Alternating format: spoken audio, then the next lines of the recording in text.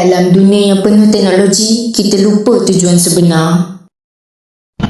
Fan, kenapa kau asyik diam je? Kalau aku rasa bosan je dari balik rumah, pulang benda sama je. Tapi kakak rumah cik school phone je. Mana tak bosan?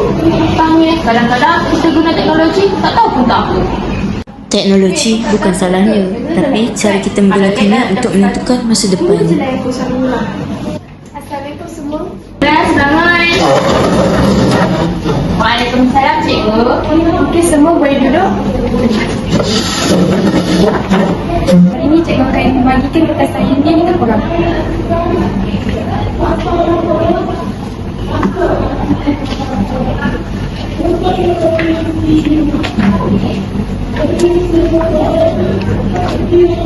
Kenapa masa aku rendah sangat ni? Irfan, cikgu harap kau boleh lulus untuk ujian sebenar nanti. Hai, saya Irfan, wartawan TV PSS sekolah ini. Hari ini kita akan melihat bagaimana teknologi membantu pelajar menjadi lebih kreatif serta berkongsi ilmu tentang TV PSS. Assalamualaikum warahmatullahi wabarakatuh. Saya Irfan, wartawan TV PSS sekolah SMK Abdul Hussein pada hari ini. Saya bersama dengan Cikgu Zarina untuk bicara tentang teknologi. Cikgu, pada pendapat cikgu, bagaimanakah teknologi dapat membantu pembelajaran murid? Terima kasih Irfan. Terima kasih kerana kita berbicara tentang teknologi dalam pembelajaran. Pada kita tahu pembelajaran menggunakan teknologi ini sangat menarik kerana dia dapat meminat pelajar-pelajar untuk lebih fokus dan dapat melihat visual dengan lebih jelas. Antara teknologi yang digunakan dalam kelas contohnya untuk visual. Cikgu-cikgu boleh mengajar menggunakan video, belajar betul-betul video dan dapat melihat dengan lebih real, lebih jelas tentang sel ke apa subjek tu. Dan pelajar juga boleh mencari maklumat dengan menggunakan teknologi yang ada dari telefon, komputer di rumah. Terima kasih Cikgu Zarina.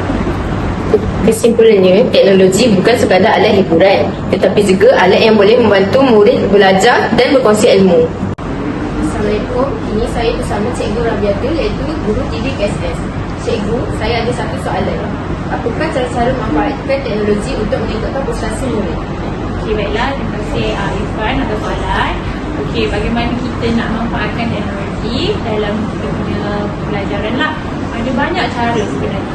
Tapi kan kita lihat murid-murid pada zaman sekarang ni, dia salah guna teknologi di tangan. Contoh, kalau kita punya TikTok, kita boleh belajar daripada situ. Okay, daripada platform TikTok itu sendiri pun ada banyak video-video pembelajaran yang menarik untuk kita tonton dan membantu kita dalam kita menempuh pelajaran. Okay, boleh bantu kita meningkatkan prestasi akademik. Tapi kalau kita lihat sekarang, mereka guna TikTok untuk berseronok, okay? Ikut trend. Jadinya tengok niat kita tu. Kita ada semua, saya percaya semua murid ada aplikasi TikTok untuk main. Okay, jadi kita kena tahu guna. Yang penting kita kena tahu tujuan kita. Kita kena niat yang baik, okey, bukan kita untuk berseronok saja. Tak salah pun kita berseronok, tapi kita guna secara optimal. Lagi satu contoh dekat sekolah ni, kalau kita boleh lihat dekat PSS sendiri, kita ada komputer, kita ada smartboard. Jadi kita boleh guna di PSS mengalu-alukan kehadiran murid untuk datang menggunakan teknologi digital yang kita ada. Jadi kita boleh buat quizzes, tengok video tutorial, macam-macam yang kita boleh manfaatkan dalam PSS kita. Selain itu, kita boleh juga menonton YouTube, dan kalau kita ingat dulu ada program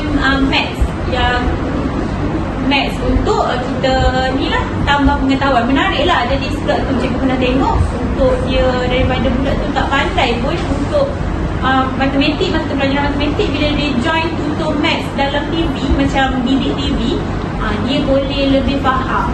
Jadi kita sebagai generasi baru kena pandai kena bijak memanfaatkan teknologi. Jangan kita ada telefon, kita ada internet, tetapi kita tak pernah guna untuk jalan yang baik. Apa jalan yang baik itu? Jalan kita untuk belajar lah, untuk kita tingkatkan prestasi akademik. Awak ada telefon yang mahal tetapi awak salah guna. Jadi apa yang penting sekali adalah niat. Kita kena ukurkan niat kita guna teknologi untuk kita belajar, untuk kita dapatkan ilmu.